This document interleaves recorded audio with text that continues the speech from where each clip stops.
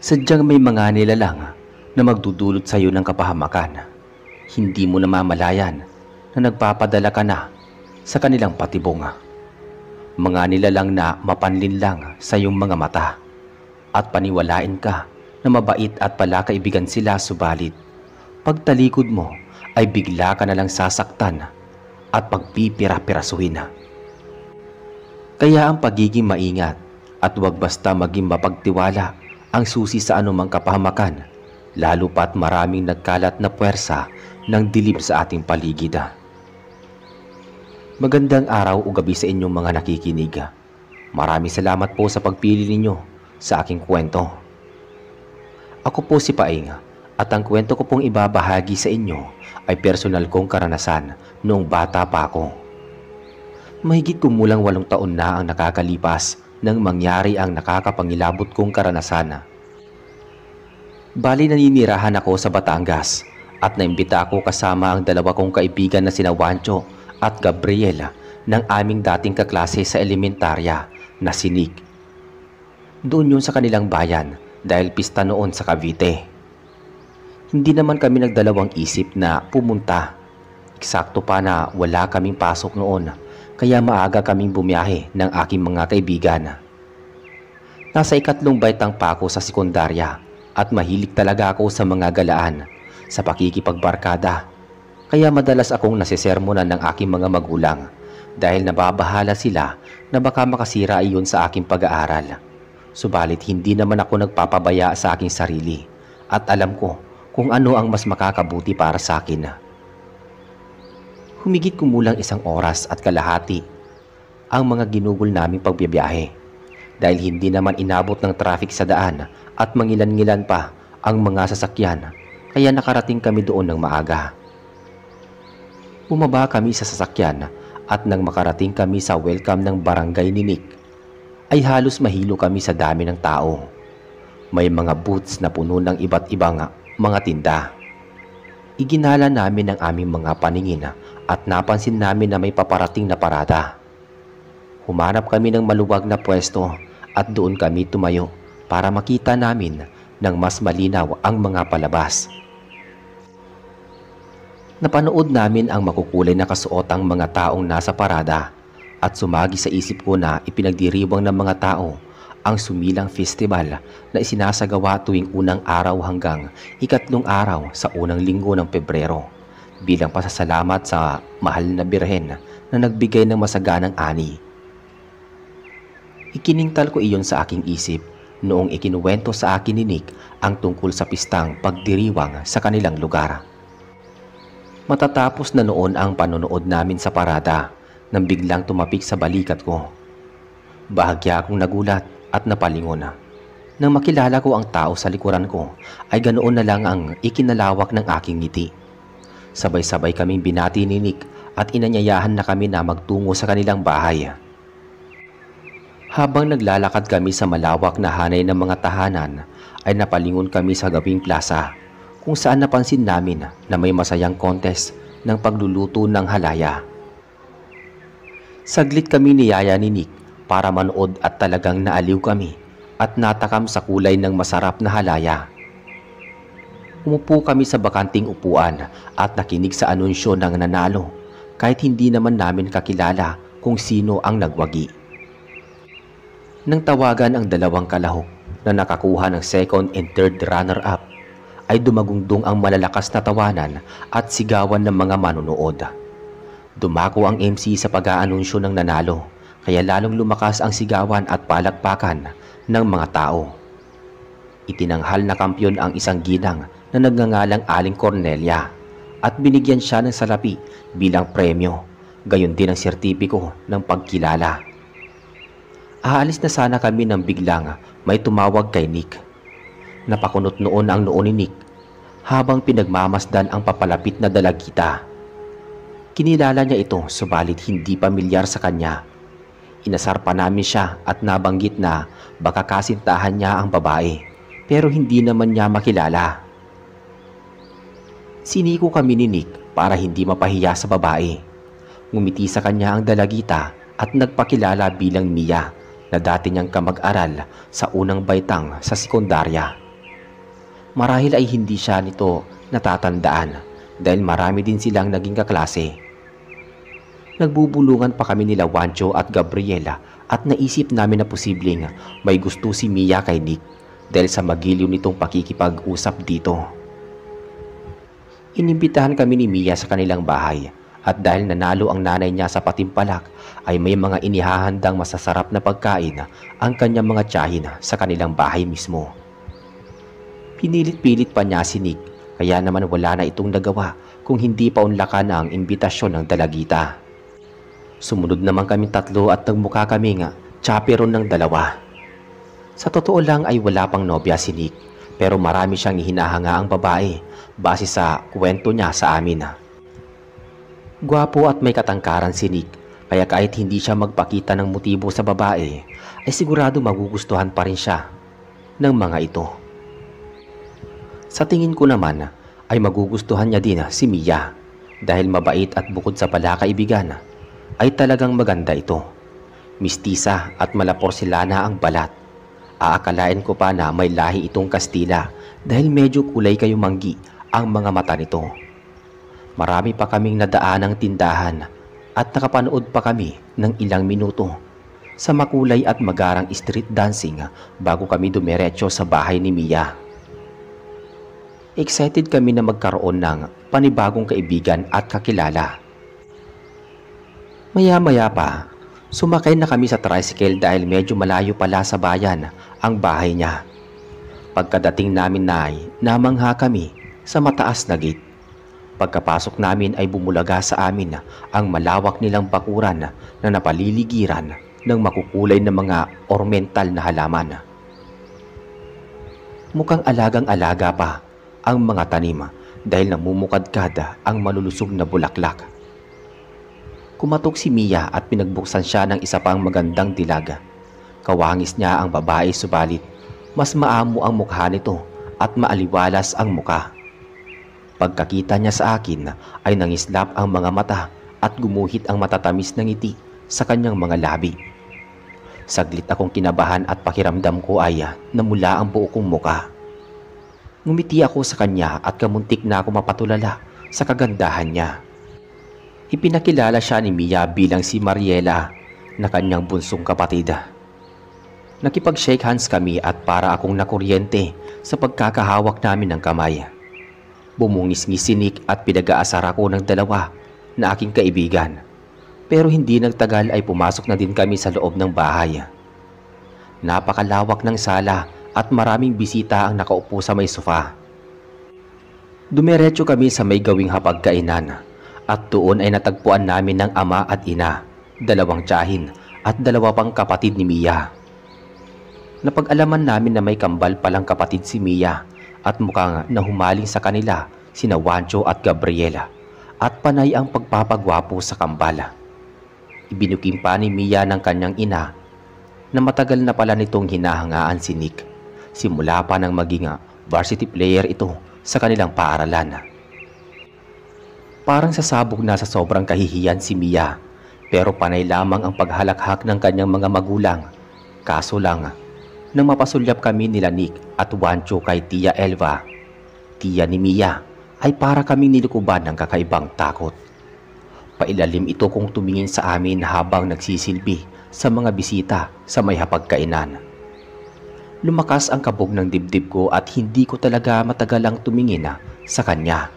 Pero bago pa ako umiwas ng tingin sa kanya ay tumama ang paningin ko sa ekspresyon ng mukha niya. Nakita ko nang umisi siya at nagpakawala pa ng nakakalokong ngiti at tumagos sa kaluluwa ko ang matinding kilabot dulot nun. Napakunot-no ako at halos mawalan ng ulirat pero paglingon ko ay nakita ko si Juancho na parabang namutla at takot na napatingin sa akin habang walang salitang lumalabas sa kanyang bibiga. Pinakalma ko siya dahil ayokong gumawa ng anumang eksena at mapahiya ang pamilya ni Mia sa mga bisita. Kaya sinenyasan ko si Juancho na bumalik ang atensyon sa pagkain at wag na iyong bigyan pa ng pansin at kalimutan na lamang ang nangyari. Mukha namang nagkakaunawaan kami at sumang-ayon siya sa mga simpleng pagsinyas ko sa kanya.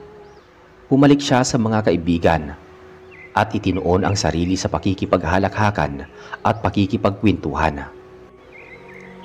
Pero hindi nagtagal at pinaupo na kami magkakaibigan ni Mia sa may hapagkainan kasalo ang iba pang mga bisitang abala sa pagkain ng iba't ibang putahe. Hindi na namin namalayan ang oras pero nakatitiyak kami na tanghali na noon dahil kumakalam na din ang mga sikmura namin.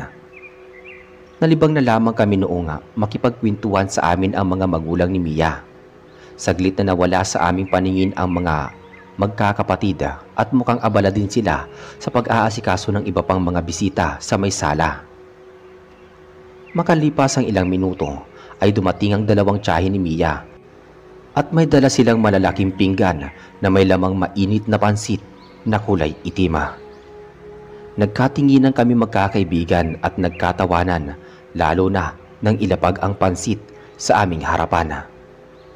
Ipinaliwanag ng ina ni Mia na ang ganoong uri ng pansit ay tinatawag na pansit negra na tanyag sa Cavite. Kaya kakaiba ito sa ordinaryong pansit dahil binudburan ito ng tinta ng pusit, pero kahit naman hindi ito katulad ng ibang pansit ay katakam-takam ang lasa nito. Tingin ko nga ay masarap ang pansit negra dahil napakarami nitong sangkap na gulay at hipon. Gusto ko na sanang kumain subalit naunahan ako ni Juancho at Gabriela. Samantalang si Nick naman ay hindi kumain dahil allergic sila sa hipon. Kaya kumuha na lang siya ng kaldereta at sumandok ng kanin. Umalis ang mga magulang ni Mia at saglit namang dumating si Tia Esther ni Mia. At tinanong niya kami kung hanggang anong oras kami mananatili sa kanilang bahay. Tumugon sa kanya si Nick at sinabing magpapaalam na din kami pagkatapos namin makapagtanghalian.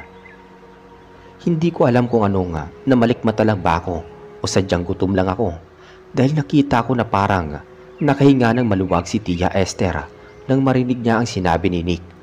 Parang masaya pa siya na hindi kami magtatagal sa bahay nila. Pero naguluhan kami sa kasunod niyang sinabi sa amin. Binalaan niya kami na huwag papaabot ng gabi sa kanilang lugar dahil mapanganib at tiyak na maaari may mangyari sa aming masama kung magtatagal kami sa bahay nila. Nagtaka kami kung anong ibig sabihin niya at paano kami mapapahamak kung pista naman sa kanilang lugar. Hindi na niya pinalawak ang usapan at nagmadali na siyang bumalik sa may kusina at hindi man lang kami nilingon. Ibinaling ko muli ang atensyon ko sa pagkain at bigla akong natigilan. Kumabog ng pagkalakas-lakas ang puso ko at nabalot ako ng lamig at kilabot nang masulyapan ko ang pansit negra na naging luray-luray na bituka ng tao. Samantalang ibang putahe na nasa paligid ay naging laman loob din ng mga tao. Nagulat ako at napatakip sa aking bibig. Kumisap-kisap mata ko at nakita ko na bumalik na sa dating anyo ang mga pagkain. Tuluyan na ako nawalan ng gana. Nahilo ako at sumakit ang aking ulo. Hinintay ko na lang silang matapos kumain. Nakaramdam ako na parabang may masamang mangyayari. Kaya niyaya ko na silang umalis at nagpaalam na kami sa mga magulang ni Mia maging sa kanya. Gusto ko na talagang makaalis sa bahay na iyon. Kahit pa na malikmata ko ay nanindig ang balahibo ko sa aking nakita. Inubos nila ang pagkain sa pinggan bago pa sila umangat sa upuan. Tinanong ako ni Nick kung bakit hindi ako kumain at sinabi ko sa kanya na biglang sumama ang aking pakiramdam at wala kong ganang kumain. Tumayo kami at biglang sumalubong sa amin ang mag-anak ni Mia. Magalang kami nagpaalam sa kanila at nagpasalamat ang mga magulang ni Mia sa pagpapaunlak namin na makarating kami sa kanilang tahanan. Hinihiling ng mga magulang at kapatid ni Mia na sana ay masilayan pa nila kami sa susunod naming pagbisita sa kanilang tahanan. Matapos nun ay inihatid na kami ni Mia sa malawak na bakuran ng bahay at pagkatapos ay nag-abang kami ng tricycle. Pero hindi pa kami kaagad nakakaalis dahil napansin namin na kinausap pa ni Mia si Nick at halata nga nagkakamabutihan silang dalawa bago kami sumakay sa tricycle.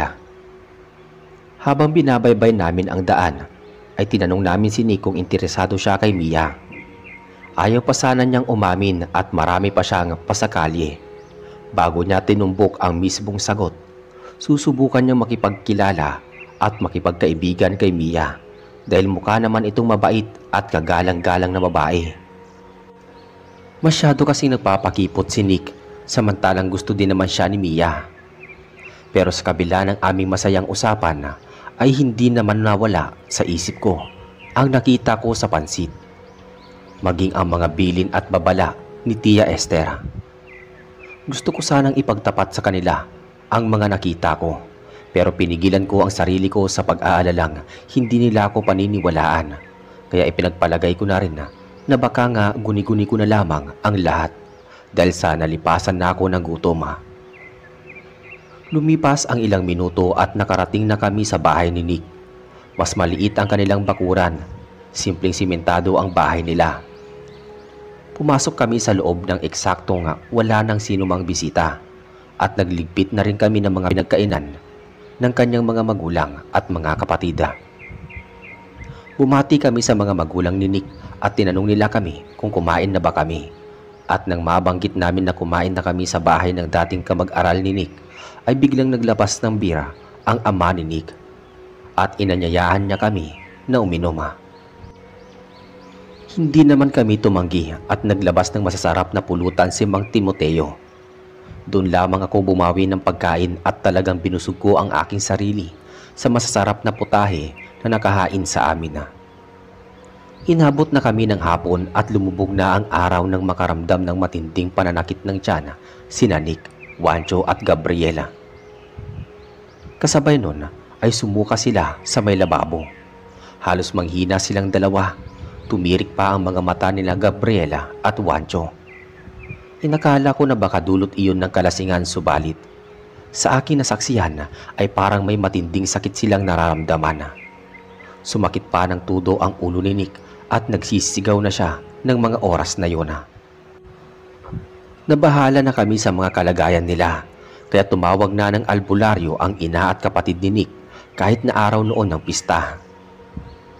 Hindi ko maunawaan kung ano nga nangyayari, pero talagang kinakabahan na ako, lalo pat nagpatuloy na namimilipit sa sakit ng tiyan sina Juancho at Gabriela. Samantalang namumuti na ang mga mata ni Nick. Kasabay nun ay naglalaway siya ng malalapot habang nanginginig ang buong katawan. Pagkalipas ng ilang sandali ay may kasamang albularyo ang ina at kapatid na lalaki ni Nick. May dinukot siyang botilya sa kanyang bulsa at inutusang kumuha ng malaking palanggana ang ina ni Nick. Pagkatapos ay pinagtulungang buhati ng ama at kapatid ni Nick ang dalawa naming kaibigan, gayon din si Nick, sa malaki at mahabang sofa.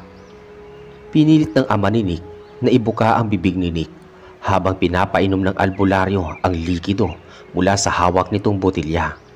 Kasunod nun ay pinainom din ng matandang albularyo ng likido ang dalawa ko pang kaibigan. Nang maubos ang likido sa botilya ay sunod-sunod na nagsuka ang mga kaibigan ko. Inilabas nila sa malaking palanggana ang mabaho at maitim na malapot na suka na umaalingasaw sa buong bahay. Walang tigil silang nagsusuka at halos mangiyak-ngiyak na silang nahihirapan habang naliligo sa pawis. Dumako pa ang ilang minuto ay nakatulog silang tatlo habang nakahiga sa may sofa. Tinanong ako ng mga magulang ni Nick kung ano ang nangyari, kung bakit bigla na lang nagkasakit ang mga kaibigan ko samantalang wala namang nangyari sa aking masama. Sa mga oras na iyon ay pinili ko na lamang na magsabi ng totoo. Ipinagtapat ko sa kanila na inimbita kami sa bahay ni Mia at kumain kami ng mga putahe, lalo na ang pansit negra. Itinanong ng albularyo ang lokasyon ng bahay namin, maging ang apelyido at pangalan ng mga magulang ni Mia. Kaya naman sinabi ko sa kanya ang lahat ng aking nalalaman. Naging seryoso ang mukha ng albularyo at tila tumumpak sa kanyang iniisip. Sinabi niya sa amin na may pamilya ng aswang na nakatira malayo sa bayan at madalas silang nanlalason at nangahawa ng pagiging aswang sa tuwing sumasapit ang pista, kung saan marami silang nagiging bisita. Gumagamit sila ng tagabulag upang maging masarap at malinlang nila ang mga tao na karneng iniluluto nila. Napalunok ako at nanlaki ang aking mga mata dahil nakatiyak ako na tama lahat ng nakita ko sa pansit negra. Naalintana ang pagsasalita ng albularyo nang marinig namin ang boses ni Nick. Bumubulong-bulong siya habang nakapikit ang mga mata. Lumapit kami sa kanya upang mas maliwanag naming marinig kung anong ibinubulong niya. Matagal bago naming naunawaan ang tinuturan niya. Tinatawag niya ang pangalan ni Mia at para ba siyang binabangungot. Nabanggit ng albularyo na mukhang ginayuma si Nick ng babaeng nakilala niya at posibleng may kung anong inkantasyon ang ginamit nito para maakit ang kaibigan namin. Pero pinanatag niya ang loob namin na gagawa siya ng orasyon upang matanggal ang gayuma sa katawan ni Nick. Hindi ko na nagawang umuwi sa aming bahay at tumulong na lang ako sa pag-aasikaso ng mga kaibigan ko. Sumapit ang hating gabi at nakatulog na din ng mahimbing ang aking tatlong kaibigan.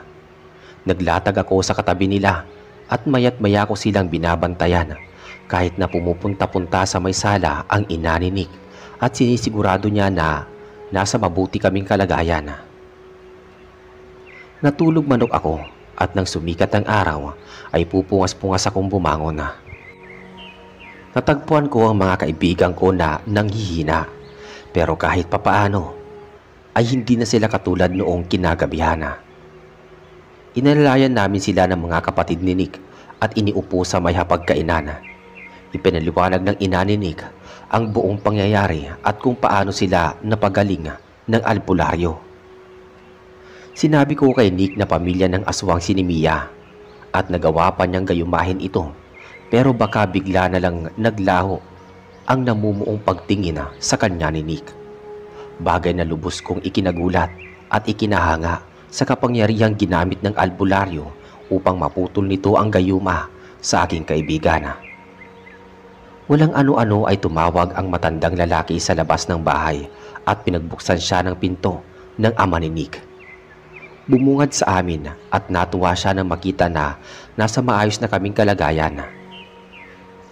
Binawalan niya kami na muling magtungo sa bahay ni Mia dahil pamilya ng manlalason at aswang ang naninirahan doon.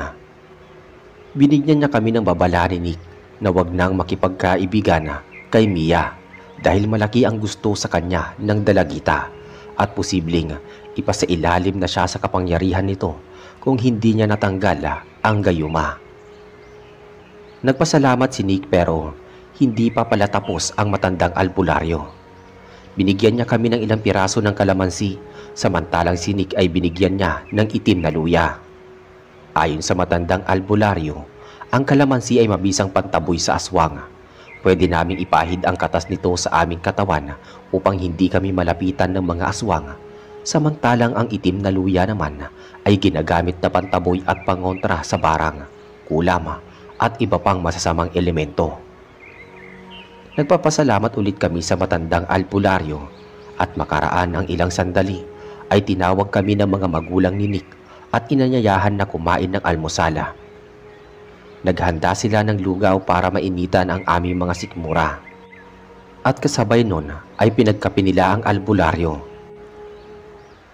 Pinunlakan namin ang paanyaya at masaya kami nag-almusal at nagpasalamat sa pagkakaligtas ng buhay ng aking mga kaibigan. Hindi rin nagtagal ay nagpaalam na kami nila Wancho at Gabriela kay Nick, maging sa pamilya nito at sa matandang albularyo. Nang makabalik kami sa Batangas ay wala kaming ibang pinagsabihan ukol sa totoong nangyari sa amin dahil ayaw namin mag-alala ang pamilya namin. At ang masaklap pa ay pagbabawalan pa kami bumalik sa Cavite para makipagkita kay Nick. Inakala namin na doon na matatapos ang karanasan sa aswang subalit nagkamali kami. Sumapit ang bakasyon at naisipan namin magtungo sa bahay ni Nick. Sinorpresa namin siya pero hindi namin inaasahan kami pala ang masusorpresa nang maabutan namin siya na may inaalalayang magandang babae na hirap at panay sugat at pasa ang buong katawan.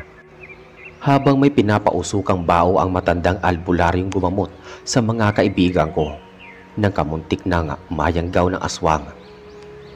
Mahigit kumulang 1 oras bago natapos ang ritual. Mahimbing na nakatulog ang dalagita sa may sofa at pinalapit kami ni Nick sa katabi niya at nabanggit niya na nobya niya ang babae. Veronica ang pangalan nito. Medyo matandang 1 taon ang edad sa kanya at nasa ika-4 na baitang sa sekundarya. Dayo at mula sa Maynila ang pamilya nito. Humingi sa amin ng paumanhin si Nick dahil hindi niya kaagad sinabi sa amin na meron na siyang nobya na mahigit 3 buwan na nakarelasyon na.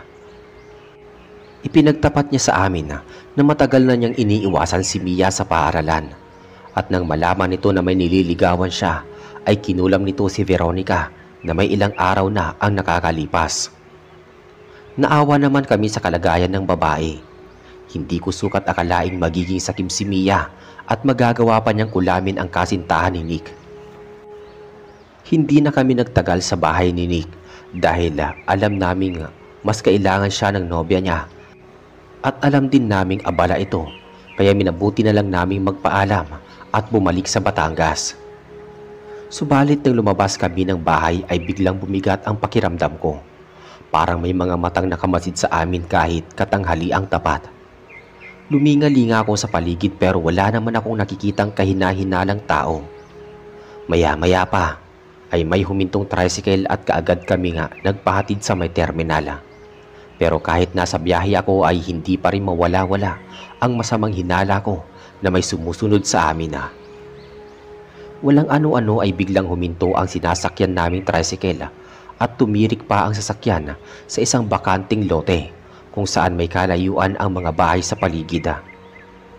Tinulungan namin ang driver na makahingi ng tulong na maipaayos ang kanyang sasakyan dahil flat ang gulong. Nung may nakausap na mag-asawa ang driver at natulungan siyang makapunta sa bayan, ay naisipan din namin na makisabay subalit biglang lumitaw sa harapan namin ang nilalang na hindi namin inaasahang makita. At ang masaklap pa ay nagmamadaling umalis ang mag-asawa sakay sa motor at kaangkas nilang naturang driver. Naiwan kami magkakaibigan na kaharap si Tia Elva. Mukhang may masama siyang balak sa amin dahil nanlilisik ang mga mata niya. Noon lamang ako nakakita ng aswang na kayang magbagong anyo kahit oras ng katanghalian. Nakadampot ako ng pakpat at umatras kaming magkakaibigan pero sinubukang lumapit sa amin ni Tia Elva.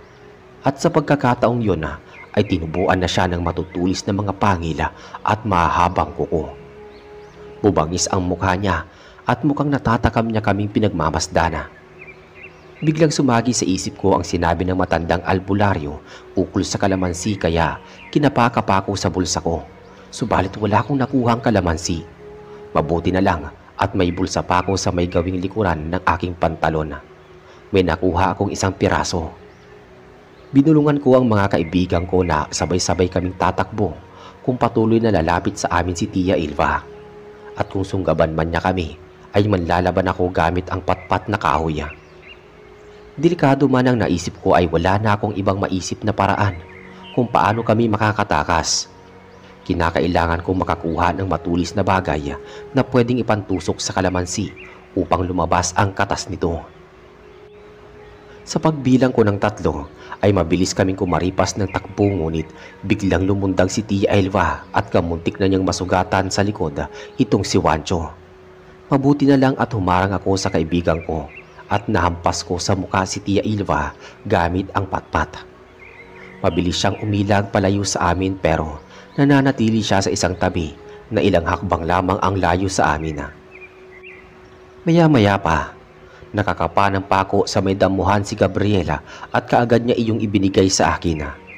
Tinanong ko si Tia Elva kung bakit niya kami sinusundan at bakit kami pa ang naisipan niyang patayin habang patago kong tinutusok ng dulo ng pako ang kalamansi na malayo sa paningin ng aswang. Mabuti na lang at walang kalawang ang pako, kung hindi ay baka matetano kaming 3. Tumugon si Tia Elva at nasabi niya na matagal niya na kaming gustong patayin at kainin. Humahanap lamang siya ng tiyempo at iyon na nga marahil ang tamang pagkakataon para maisagawa niya ang kanyang plano. Hindi na siya nagpatumpik-tumpik pa. Mabilisan siyang kumilos at lumundag, pero bago siya makarating sa kinatatayuan namin ay pumulandit ang katas ng kalamansi sa mga kamay ko.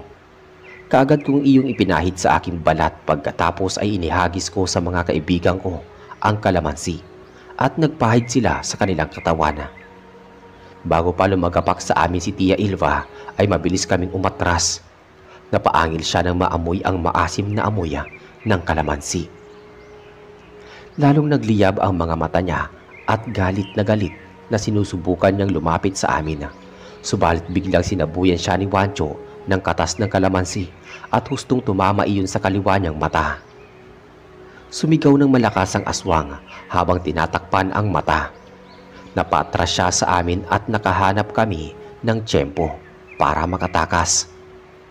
Kumaripas kami ng takbo papalayo sa bakanting lote, pero sa ikalawang pagkakataon ay nilingon ko si Tia Elva at nakita ko na nabulag ang kaliwa niyang mata habang ang bahagi na talsikan pa sa mukha nito ay nasunog. Hindi na siya nakahabol sa amin, pero patuloy ang kanyang pag-angil. Sa awa ng Diyos ay nakarating kami sa ilang kabahayan at humingi kami ng tulong kung paano kami makakarating sa bayan. May magkapatid na nagkusang ihatid kami gamit ang sidecar. Mabuti na lamang at nagkasya kami at nakaalis naman kami kahit mabagal ang aming pagbabiyahe. Makalipas ang ilang minuto ay may nasalubong kaming tricycle sa daan at nakiusap kami na kung pwede kaming ihatid sa terminal kahit magkano pa ang singilin niyang pamasahe sa amin. Pumayag ang driver lalo na nang makita niya ang panlilimahid ng mukha namin. Nagpasalamat kami sa driver maging sa magkapatid bago kami tuluyang bumiyahe at huminto sa terminal sa bayan. Pagka-uwi ko sa aming bahay ay nagawa kong magdasal at magpasalamat sa Diyos sa aming altar kahit napakadalang ko na magdasal at sumimba. Pagkatapos kong magdasal ay doon ko na lamang gumaan ang aking pakiramdam at tila naging mapayapa ang aking pag-iisip. Mukhang naging delikado na ang buhay namin pabalik sa Cavite, pero nagpapasalamat ako dahil iniligtas kami ng kapangyarihan ng kalamansi laban sa aswang. Sa mga sumunod na linggo at buwan ay hindi na kami nagtangkang bumisita kay Nick. Dumating ang panahon na nagkaroon ng cellphone at naging daan iyon upang magkausap kami magkakaibigan. At napag-alaman namin ang balita ng ilang kakilala ng pamilya ni Nick na matagal na palang umalis ang pamilya ni Mia sa may Cavite at walang nakakaalam kung saan sila pumunta. Ipinagbili ang bahay nila sa isang mayamang negosyante at hindi na kailanman bumalik sa may Cavite. Nasabi din ni Nick na lalong tumibay ang samahan nila ni Veronica at dahil sa legal na sila sa kanilang mga magulang ay mas lalo nilang nirerespeto ang isa't isa. Nagkahiwa-hiwalay kami magkakaibigan noong mag-aaral kami sa kolehiyo, pero patuloy pa rin ang aming komunikasyon hanggang sa makapagtrabaho na kami. Nakarating na lamang kaming muli nila Wancho at Gabriel sa Cavite noong bumalik na sa bansa si Nick at bisitahin niya ang kanyang pamilya. Sa kabila naman ng nangyari ay nagkaroon naman kami ng magandang kapalaran sa buhay. At hanggang dito na lamang po ang kwento at sana ay may napulot kayong aral. Maraming salamat po sa inyong pakikinig. Sadyang may mga